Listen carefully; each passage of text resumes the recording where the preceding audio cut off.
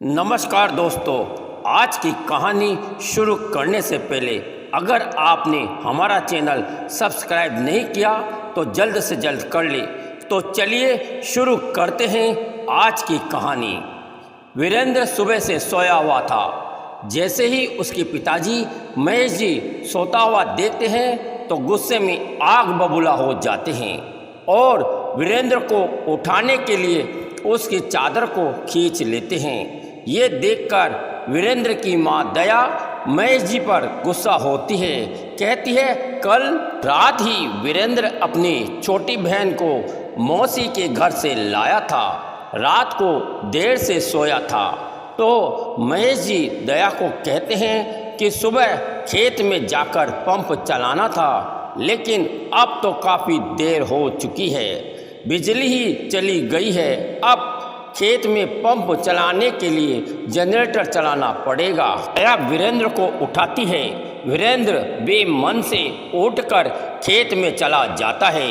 वीरेंद्र की मौसी पास ही शहर में रहती थी। वीरेंद्र जब अपनी छोटी बहन रमा को लेने गया था तो उसने शहर में अपने पसंदीदा कलाकार की फिल्म देखी थी। वीरेंद्र फिल्म देखकर बहुत खुश होता है। वो भी सोचता है कि मैं भी हीरो बनूंगा, लेकिन ये सोचकर कि उसकी तो शादी हो गई, कौन मुझे हीरो लेगा। वीरेंद्र यही सोचता रहता है कि कैसे भी हो फिल्मों में हीरो का काम करूंगा। एक बार उसके घर पर आने वाले अखबार में बम्बई का विज्ञापन पढ़ता है। उसमें हीरो के लिए टैलेंट प्रतियोगिता रखी जाती है। तो वीरेंद्र ये विज्ञापन भरकर उसमें अपनी फ़ोटो भेज देता है। थोड़े दिनों बाद बम्बई से बुलावा आता है। ये बात जब वीरेंद्र अपनी माँ को बताता है तो माँ मना कर देती है और ये भी कहती है कि तेरी पत्नी के बच्चा होने वाला है और पिताजी भी गुस्सा होंगे। तो वीरेंद्र अपनी माँ को कहता है, माँ मुझे सिर्फ 3 महीने दे दो, अगर काम नहीं मिला तो मैं वापस आकर खेती का काम कर लूँगा। तो माँ पिताजी से बात करती है तो पहले तो मना कर देते हैं, लेकिन बेटे की जिद के आगे हाँ कर देते हैं। वीरेंद्र को बम्बई में टैलेंट प्रतियोगिता में चुन लिया जाता है। थोड़े दिनों बाद ही वो फिल्मों की शूटिंग करना शुरू कर देता है। इस बीच वीरेंद्र के बेटा पैदा होता है जिसका नाम संजू रखा जाता है। वीरेंद्र अपने बेटे संजू को अपने लिए बहुत लकी मानता है। वीरेंद्र की 2-3 सालों बाद लगातार फिल्में हिट होने लगती है। तो वीरेंद्र बम्बई में मकान खरीद लेता है और अपने परिवार को अपने पास बुला लेता है। 1 साल बाद वीरेंद्र के दूसरा बेटा बंटी होता है। इस बीच वीरेंद्र को शराब का शौक लग जाता है। तो एक बार वीरेंद्र खूब नशे में रात को घर आता है। तो वीरेंद्र के पिताजी ये देखकर बहुत गुस्सा होते हैं। वो गुस्से में बाहर आकर वीरेंद्र को थप्पड़ लगाकर जोर से डांटते हैं। बेशरम, तुझे शर्म नहीं आती? जिस बाप ने कभी शराब तक नहीं देखी, चाय तक नहीं पी, उस बाप का बेटा होकर तू शराब पीता है और गुस्से में घर में नहीं घुसने देते हैं और वॉचमैन को कहते हैं कि अंदर आने मत देना, इसको यहीं पड़े रहने दो। ये बात वीरेंद्र की माँ सुन लेती है। थोड़ी देर बाद चुपचाप बाहर आती है।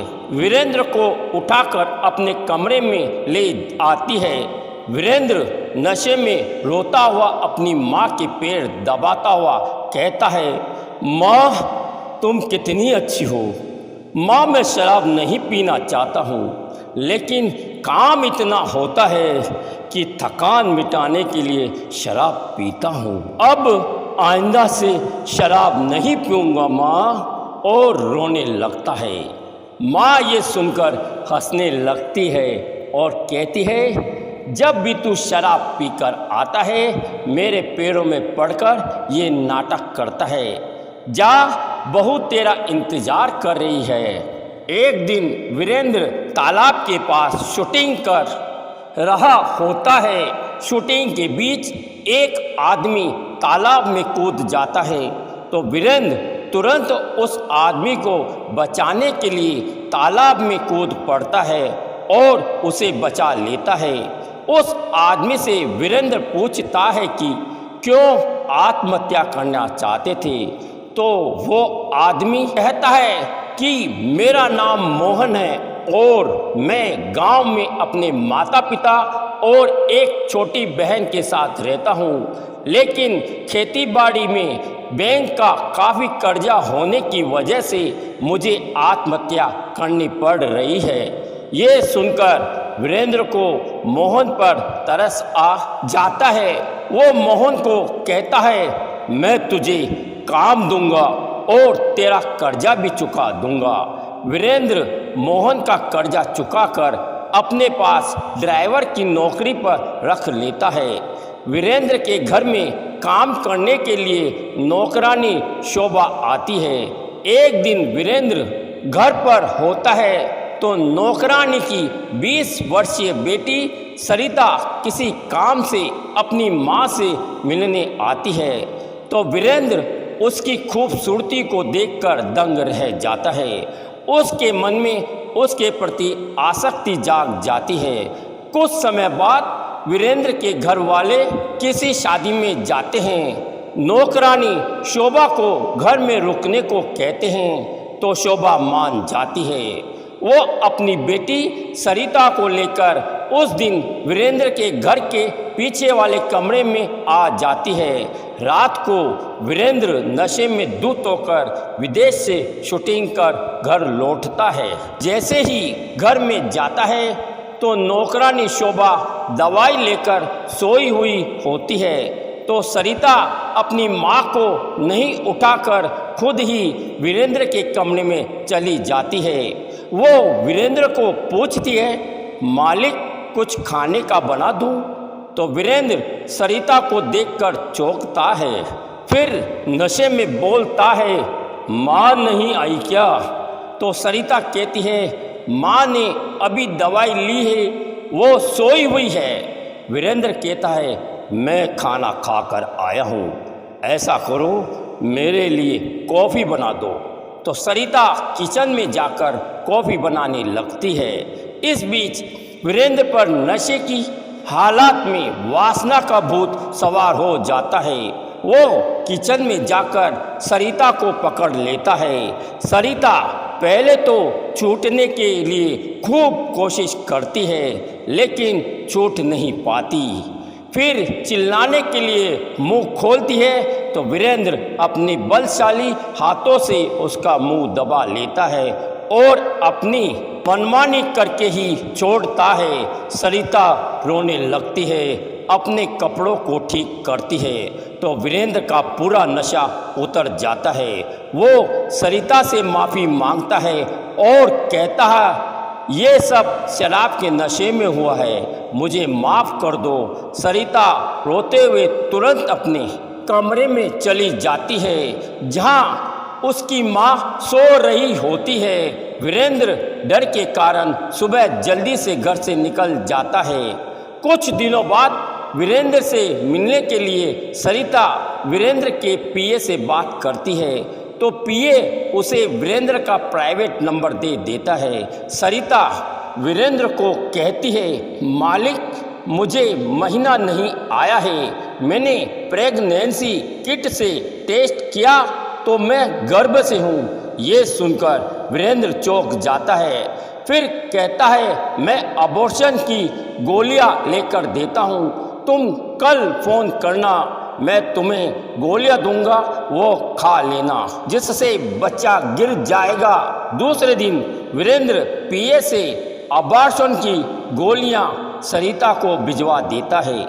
लेकिन कुछ दिनों बाद सरिता का फ़ोन वीरेंद्र के पास आता है। सरिता वीरेंद्र को कहती है मालिक मुझे लगता है कि गोलियों से मुझे अबॉर्शन नहीं हुआ।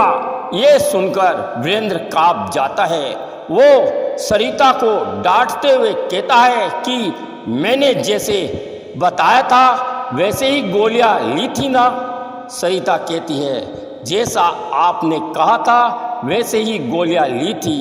अब वीरेंद्र परेशान होकर सरिता को कहता है मैं कुछ सोचता हूँ। वीरेंद्र को काफ़ी सोचने के बाद मोहन का ध्यान आता है। वो तुरंत मोहन को बुलाता है और कहता है मोहन, तुमने एक बार कहा था कि मालिक ये जान तुम्हारी है, तुम जो कहोगे मैं करने को तैयार हूँ। तो वीरेंद्र हाथ जोड़कर मोहन को कहता है कि मैं एक बहुत बड़ी मुसीबत में फंस गया हूँ। मुझसे नशे में एक भूल हो गई है। तुम चाहो तो मुझे इस परेशानी से निकाल सकते हो। मोहन बोलता है मालिक बताओ, मैं आपका हर काम करने को तैयार हूँ। तो वीरेंद्र कहता है मेरे घर की जो नौकरानी शोभा की लड़की सरिता से नशे की हालत में उसके साथ गलत काम कर चुका हूँ। अब वो माँ बनने वाली हैं। गोलियां खाने के बाद भी बच्चा नहीं गिरा। मैं चाहता हूँ तुम सरिता से शादी करके मुझे और मेरे पूरे परिवार को बचा सकते हो। पहले तो मोहन चौंकता है, फिर मालिक के एहसानों से दबा होने की वजह से सरिता से शादी करने को राजी हो जाता है। वीरेंद्र तुरंत सरिता को फोन कर अपने पास बुलाता है और कहता है अभी तो तुम मेरे ड्राइवर मोहन से शादी कर सभी को बचा लो। सबको बोल देंगे कि तुम्हारा लव अफेयर मोहन के साथ चल रहा था और जो बच्चा तुम्हारी खोख में है वो मोहन का है, और मैं तुम्हें शादी में काफ़ी पैसा तुम्हारे खाते में जमा करा दूंगा। पहले तो सरिता ने शादी करने से मना कर दिया, लेकिन अपनी माँ की बीमारी की वजह से मोहन से शादी करने को राजी हो जाती है। मोहन से शादी करने के कुछ महीने बाद सरिता की लड़की पैदा होती है। उसका नाम सरिता साक्षी रखती है। साक्षी जैसे ही स्कूल जाने लायक होती है तो वीरेंद्र उसका एडमिशन बोर्डिंग में करा देता है। जैसे जैसे समय गुजरता है वीरेंद्र बेफिक्र होकर अपनी ज़िंदगी जीता है। इधर जैसे ही साक्षी 22 साल की होती है वो अपनी पढ़ाई पूरी कर अपनी माँ सरिता के पास आ जाती है। मोहन अभी भी वीरेंद्र की ड्राइवर की नौकरी करता है। एक दिन मोहन की तबीयत खराब होने पर उसे हॉस्पिटल दिखाते हैं तो मालूम पड़ता है उसे एड्स की बीमारी है। तो साक्षी ये सुनकर सन्न रह जाती है। वो अपने पिताजी को डांटती है। बहुत इलाज कराने के बाद भी मोहन का निधन हो जाता है। एक बार साक्षी माँ को कहती है कि पिताजी को एड्स कैसे हुआ, तो माँ पहले तो बताती नहीं है, फिर रोते रोते बताती है कि तेरे पिताजी वेश्याओं के पास जाते हैं। तो ये सुनकर साक्षी अपनी माँ से पूछती है कि माँ आपके होते हुए पिताजी वेश्याओं के पास क्यों जाते थे। तो सरिता ने कहा बेटा मैं तुम्हें बताना तो नहीं चाहती थी, लेकिन अब तुझे ये राज बताना ही पड़ेगा। तो सरिता ने साक्षी को कहा कि मोहन जी तेरे असली पिता नहीं हैं, तेरे असली पिता कोई और है। तो ये सुनकर साक्षी कहती है माँ ये तुम क्या कह रही हो, माँ कौन है मेरे असली पिता। तो सरिता ने नाम बताने से मना कर दिया, लेकिन साक्षी के गुस्सा होने पर सरिता साक्षी को कहती है कि वीरेंद्र जी तेरे असली पिता हैं। उन्होंने एक रात मेरे साथ ज़बरदस्ती की थी जिससे तू मेरे गर्भ में आ गई। तुझे गिराने के लिए वीरेंद्र जी ने अबॉर्शन की गोलियां दी थी। वो गोलियां मैंने नहीं खाई। मैं नहीं चाहती थी कि वीरेंद्र जी तेरे हत्यारे बने। अपना पाप छुपाने के लिए वीरेंद्र जी ने मोहन जी से मेरा विवाह करा दिया। मोहन अपनी काम वासना शांत करने के लिए वेश्याओं के पास जाने लग गए। मोहन कहता था कि जो औरत मालिक की अमानत है मैं उसके साथ संबंध नहीं बना सकता हूँ। वो आज तक भी मेरे साथ संबंध नहीं बनाए हैं। ये सुनकर साक्षी को वीरेंद्र जी पर बहुत गुस्सा आता है। वो गुस्से में वीरेंद्र जी से मिलने के लिए उनके पीए से बात करती है कि मुझे तुरंत वीरेंद्र जी से बात करनी है। तो पीए कहता है साहब अभी स्टूडियो में शूटिंग में बिजी हैं। तो साक्षी गुस्से में पीए को कहती है कि मुझे उनसे बात करनी है। तो पीए कहता है अभी मैं साहब से बात करके फ़ोन करता हूँ। थोड़ी देर बाद पीए का फ़ोन आता है। वो साक्षी को कहता है कि तुम 2 बजे आ जाना, लेट मत होना, साहब शाम को फ्लाइट से लंदन जाएंगे। साक्षी गुस्से में वीरेंद्र जी से मिलने जाती है। साक्षी को गुस्से में देखकर वीरेंद्र जी कहते हैं साक्षी तुम मेरी वैनिटी वैन में जाओ, मैं आता हूँ। जैसे ही वीरेंद्र जी साक्षी से मिलने आते हैं तो साक्षी गुस्से से बोलती है माँ ने आपके बारे में मुझे सब बता दिया। आपने अपनी हवस मिटाने के लिए हमारी पूरी जिंदगी बर्बाद कर दी। आपने तो मुझे मारने के लिए अबॉर्शन की गोलियां मेरी माँ को दी थी। वो गोलियां मेरी माँ ने खाई ही नहीं थी। वो नहीं चाहती थी कि आप हत्यारा बने। आज मैं आपके सामने जिंदा खड़ी हूँ वो माँ की वजह से हूँ। आपने तो मुझे मार ही दिया होता।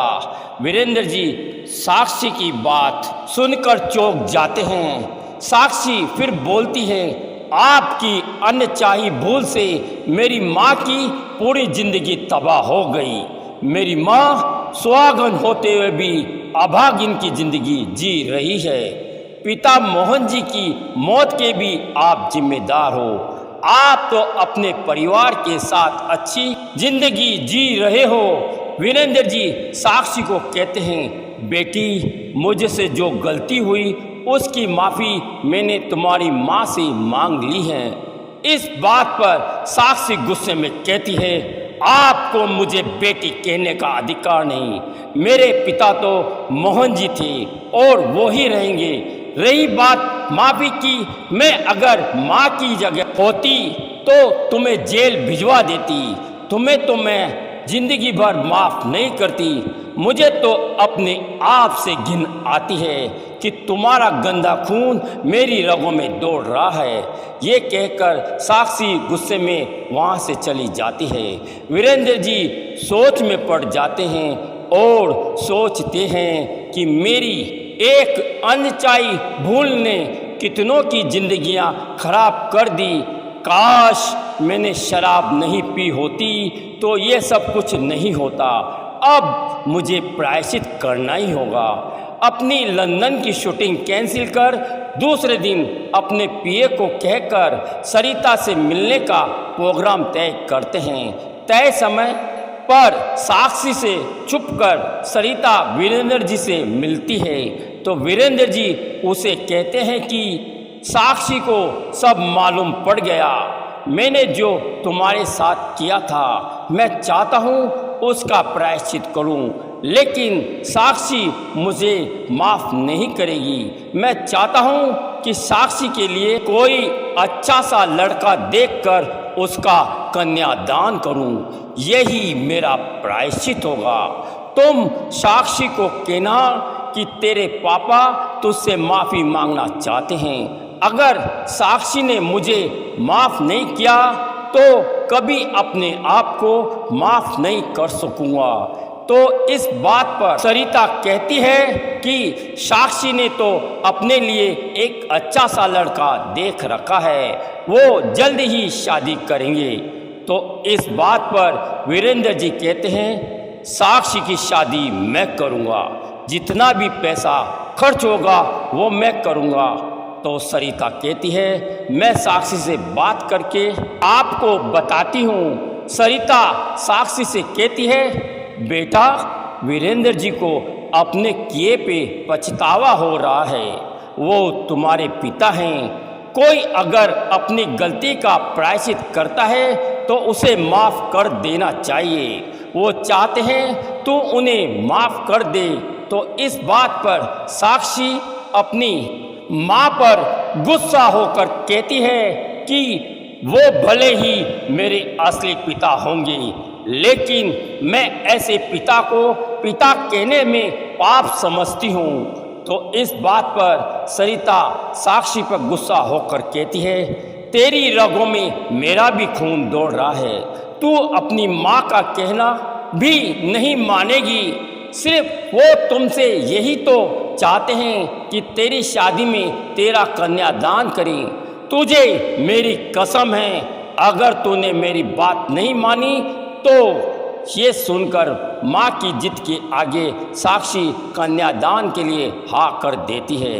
ये बात सरिता वीरेंद्र जी को बताती है तो बहुत खुश होते हैं। वीरेंद्र जी अपने परिवार में ये कहते हैं कि मेरे 2 बेटे हैं। वो चाहते हैं कि बेटी साक्षी का कन्यादान करें। तो वीरेंद्र जी के परिवार वाले मान जाते हैं। साक्षी की शादी तय हो जाती है। वीरेंद्र जी का पूरा परिवार साक्षी की शादी में आता है। वीरेंद्र जी का बड़ा बेटा संजू साक्षी को बहन मानकर शादी की पूरी रस्म अदा करता है। सरिता की आंखों में खुशी के आंसू निकल जाते हैं। वीरेंद्र जी साक्षी का कन्यादान कर खुशी महसूस करते हैं। विदाई के वक्त वीरेंद्र जी साक्षी के सामने रोते रोते साक्षी को कहते हैं, बेटा मुझे माफ़ करना। तो साक्षी रोते रोते गले लगकर बोल पड़ती है, पापा। ये सुनकर वीरेंद्र जी की आंखों में से खुशी के आंसू निकल पड़ते हैं।